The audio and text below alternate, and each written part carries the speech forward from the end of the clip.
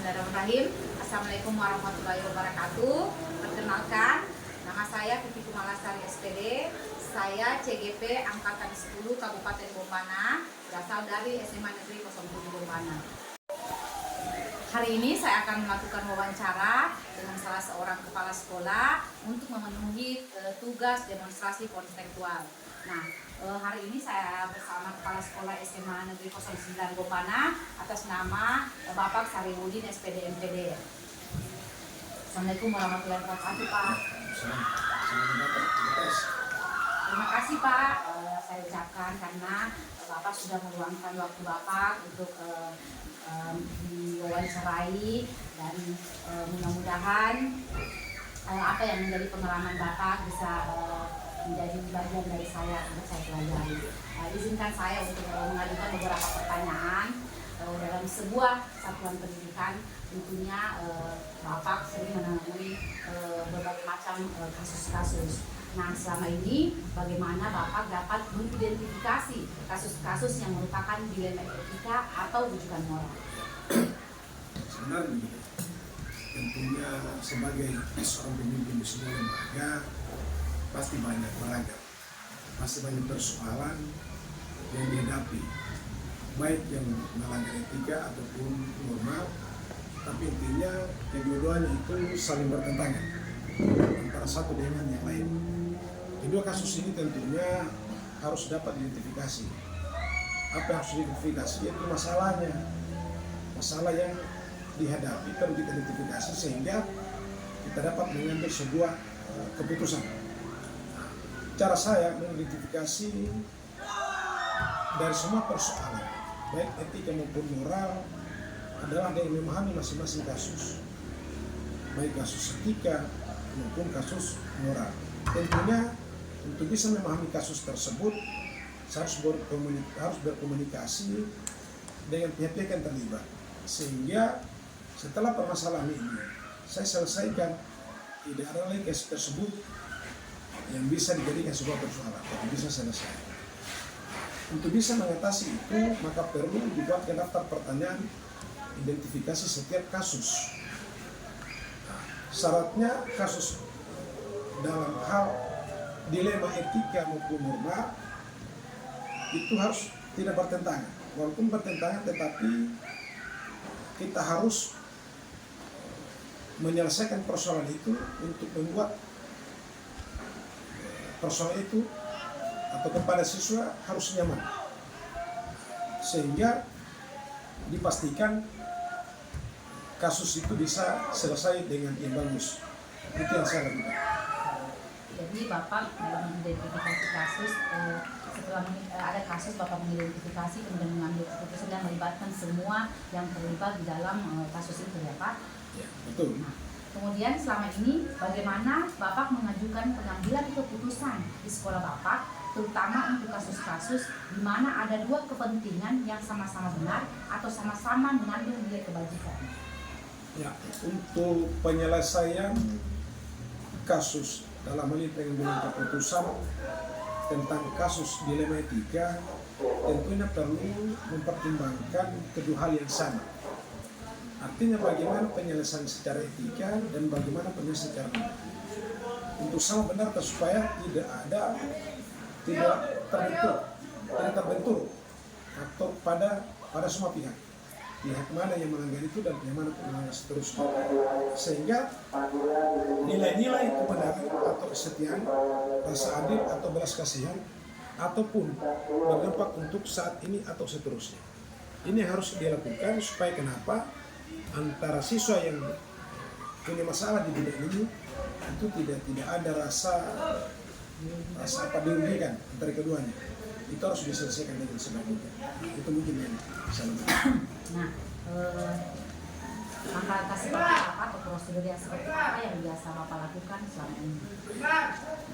Tentunya yang harus dipahami adalah kita mendengarkan suara hatinya mereka. Hati nurani mereka paling kecil. Artinya kita minta curhat mereka, kejujuran mereka apa yang bisa dilakukan dengan mempertimbangkan kepentingan mereka, supaya kenapa setelah persoalan ini selesai mereka memang masih melanjutkan sekolahnya, masih berpikir bagus. Karena kenapa? Kita akan sampaikan bahwa tentunya mereka melanggar aturan seperti ini. Tetapi sekali lagi kita akan jelaskan secara detail supaya mereka dalam hal pengambilan keputusan dan bicara aturan mereka tidak merasa dirugikan, tidak disalahkan. Intinya satu, mereka senang baik kepada orang yang melakukan kesalahan hukumnya dari kesalahan itu sendiri. Nah, kemudian keduanya harus ada identifikasi, investigasi, sehingga ada fakta-fakta yang harus kita temukan. Ada peluang untuk bisa menyelesaikan secara kekeluargaan, itu yang paling penting. Sehingga persoalan sekali lagi, persoalan ini bisa selesai, keduanya bisa berjalan seperti sesuai harapan. Kira-kira begitu. Kemudian, hal apa saja yang selama ini Anda anggap efektif dalam pengambilan keputusan pada kasus dilema itu? Yang saya lakukan adalah persoalan ini kita sederhanakan. Artinya saya tidak percaya bahwa apa yang mereka lakukan mungkin juga tidak mereka tahu bahwa itu adalah salah. Sehingga untuk bisa mengantisipasi hal-hal yang pengambilan keputusan dengan dilema etika ini adalah menyederhanakan pokok permasalahan. Sehingga kita bisa membangun kebijakan yang tidak merugikan kedua belah pihak. Itu yang harus kita lakukan, dan itu yang saya lakukan selama ini. Mungkin begitu. Jadi hal-hal yang Bapak lakukan, yang Bapak anggap efektif adalah bagaimana menyelesaikan pokok permasalahan dan membangun kebijaksanaan yang tidak merugikan siapa pihak manapun. Mungkin seperti itu. Itu yang saya lakukan. Betul itu. Kemudian hal-hal apa saja yang selama ini merupakan tantangan dan dalam pengambilan keputusan pada kasus-kasus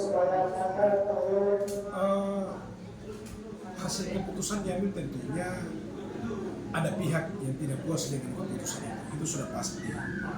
Karena kenapa?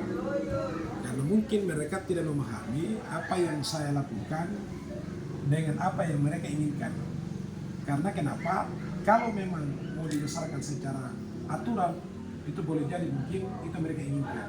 Tapi harus dipahami adalah ada kebijakan yang harus diambil oleh sebuah pimpinan, sepertinya sebagai kepala sekolah. Ada kebijakan yang notabene-nya diusahakan semaksimal mungkin.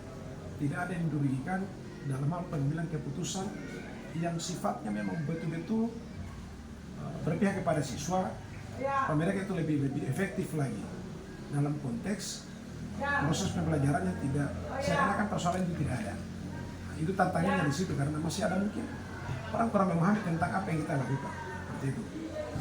Kemudian apakah Bapak memiliki sebuah tata kelola atau jadwal tertentu dalam sebuah penyelesaian kasus dilema etika, ataukah Bapak langsung menyelesaikan di tempat atau memiliki sebuah jadwal untuk menyelesaikannya, bentuk atau prosedur seperti apa yang Bapak biasa jalankan? Kalau jadwal untuk menyelesaikan persoalan itu tidak ada. Karena kenapa? Ada persoalan yang memang notabene kalau hari itu bisa diselesaikan, hari itu kita selesaikan. Karena seperti saya katakan dari awal bahwa kita sederhanakan persoalan. Kalau memang kita bisa selesaikan tidak perlu. Tapi kalau persoalan itu sampai ada mungkin terlalu besar masalahnya, tentunya ada pihak tertentu yang kita libatkan. Satu, komite sebagai perwakilan orang tua. Kita harus libatkan supaya mereka memang tangani persoalan ini antara orang tua dengan orang tua, dia jembatani. Nah, itu. Tentang jadwal kalau administratif, kalau tentang jadwal penyelesaian persoalan, kalau ada komite yang punya jadwal itu, hadirkan mereka. Kapan mereka punya kesempatan supaya selesaikan, dan tidak persoalan tidak berlarut-larut. Tetapi kalau saya bisa selesaikan hari itu, saya selesaikan seperti itu. Jadi tergantung bagaimana tingkat kesulitan masalah tersebut tadi. Ya tergantung kesulitannya. Kemudian, adakah seseorang atau faktor-faktor apa yang selama ini mempermudah atau membantu Bapak dalam pengambilan keputusan dalam kasus-kasus dilema etika? Ya, kalau saya ada, tentunya ada. Yaitu salah satunya adalah ketua komite, pemerintah desa atau pemerintah kecamatan. Karena kenapa? Mereka itu saya anggap adalah sebagai warga sekolah. Warga SMA 9 Bomana, karena dalam hal pengambilan keputusan biasanya mereka ini saya panggil duduk bersama apa yang harus dilakukan dan apa yang harus tidak dilakukan. Nah, kalau misalkan ada persoalan, tentunya kalau persoalan itu rumit, ini saya panggil mereka supaya kita selesaikan secara bersama-sama. Karena kenapa? Hari ini di sisi lain mereka warga sekolah siswa itu ada di sini, tapi kedepannya lagi ada di masyarakat. Mereka lagi yang bertanggung jawab. Jadi saya libatkan semua dalam hal kegiatan kalau persoalan dihadapi oleh sebuah lembaga itu adalah rumit. Begitu yang saya lakukan. Nah, kemudian dari semua hal yang telah Bapak sampaikan, pelajaran apa yang dapat Bapak petik dari pengalaman Bapak dalam pengambilan keputusan di dalam etika? Dalam hal pengambilan sebuah keputusan dari persoalan yang ada, tentunya dalam proses pembelajaran. Sehingga nantinya ke depannya sebelum terjadi hal-hal seperti itu, kami jadikan pengalaman. Jadi kami identifikasi dari awal, ada hal yang sudah mulai mencurigakan, kami selesaikan. Supaya persoalan ini tidak besar. Karena kenapa? Salah satu untuk bisa mengantisipasi hal-hal seperti itu, kita sederhanakan ya, kita identifikasi dulu. Kira-kira kalau sudah ada yang mencurigakan, bisa persoalan yang melanggar etika maupun norma, itu kita sudah harus selesaikan dari sebelumnya. Begitu. Terima kasih Pak atas waktunya dan atas jawabannya. Dan mungkin lain waktu Pak saya bisa datang ke sini lagi untuk berbagi pengalaman dengan Bapak. Terima kasih Pak. Oke, terima kasih Bu. Insya Allah waktu dan kesempatan tetap saya. Oke. Assalamualaikum. Salam. Selamat datang di Bana ini. Terima kasih Bu. Mohon maaf mengganggu waktu Ibu. Saya hanya meminta waktunya sebentar. Saya akan melakukan wawancara dengan Ibu selaku Kepala Sekolah SMK Negeri 05 Bombana untuk memenuhi tugas saya dalam demonstrasi kontekstual modul 3.1. Mudah-mudahan Ibu bersedia. Insya Allah bersedia. Terima kasih Bu ya. Mungkin bisa kertas. Iya. Terima kasih Bu ya. Nah, Assalamualaikum warahmatullahi wabarakatuh.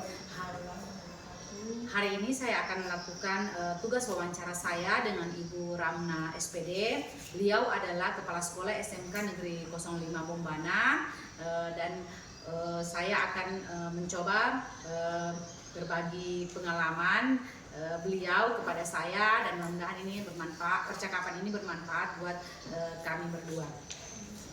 Baik, mungkin bisa kita mulai Budi? Iya, sudah bisa. Nah, tentunya sebagai kepala sekolah kita tidak memungkiri bahwa banyak peristiwa yang membuat kita menghadapi keputusan-keputusan yang berada pada dilema etika ataupun rujukan moral. Nah, selama ini bagaimana Ibu dapat mengidentifikasi kasus-kasus yang merupakan dilema etika atau rujukan moral? Ya, baik Bu. Saya dapat mengidentifikasi kasus-kasus yang merupakan dilema etika dan rujukan moral adalah dalam menyikapi hal tersebut akan melakukan verifikasi dan konfirmasi terhadap pihak-pihak yang teridentifikasi untuk dimintai keterangan dan pendapat terhadap apa yang menjadi permasalahan dengan asumsi bahwa permasalahan pasti akan bisa diselesaikan hanya dengan komunikasi dan koordinasi. Kemudian akan diputuskan dengan mempertimbangkan meminimalisir potensi negatif keputusan dan memaksimalkan potensi positif dan keputusan. Ya, jadi Ibu memverifikasi dulu, kemudian melakukan identifikasi dan melakukan komunikasi dan koordinasi dengan semua pihak-pihak yang terlibat. Nah, selama ini bagaimana Ibu menjalankan pengambilan keputusan di sekolah Ibu, terutama untuk kasus-kasus di mana ada dua kepentingan yang sama-sama benar dan sama-sama mengandung nilai kebajikan. Baik Bu, dalam menjalankan pengambilan keputusan di sekolah saya, terutama untuk kasus-kasus di mana dua kepentingan yang sama-sama benar atau sama-sama mengandung nilai kebajikan, yaitu pengambilan keputusan terkait dengan hal tersebut, saya lakukan dengan pendekatan komunikasi dan koordinasi.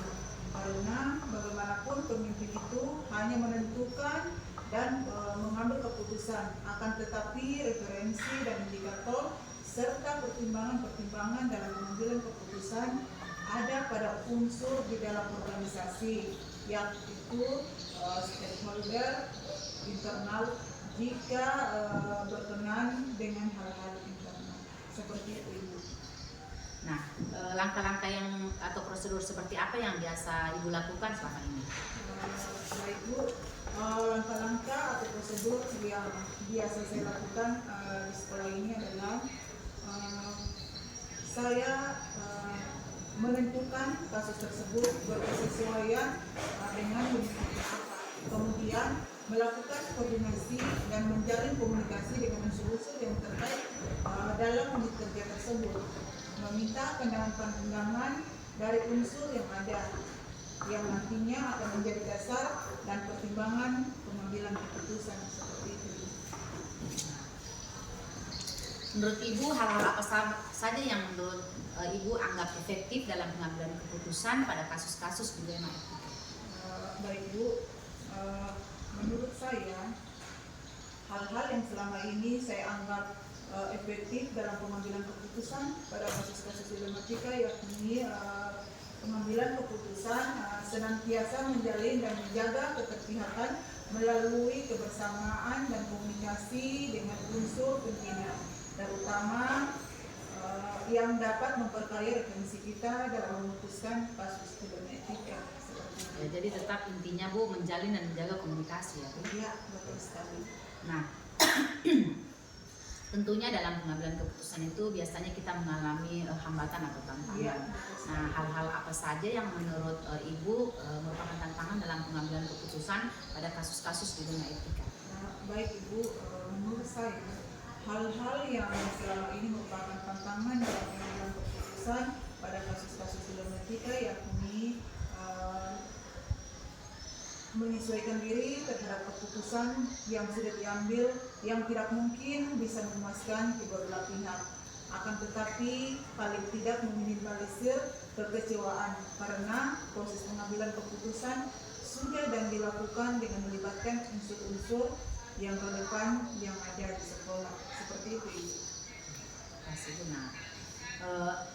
Apakah ada jadwal tertentu yang biasa Ibu lakukan dalam penyelesaian masalah atau langsung diselesaikan di tempat? Baik Ibu, saya memiliki sebuah tata kelola atau jadwal tertentu dalam sebuah penyelesaian kasus dilema etika.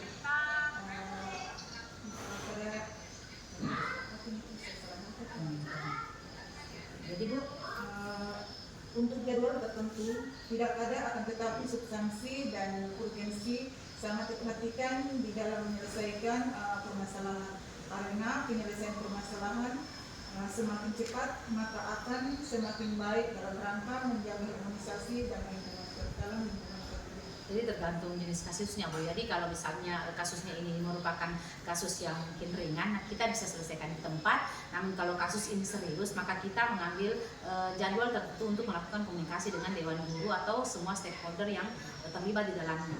Betul sekali Bu. Jadi pengambilan keputusan itu tergantung dari kasus yang terjadi.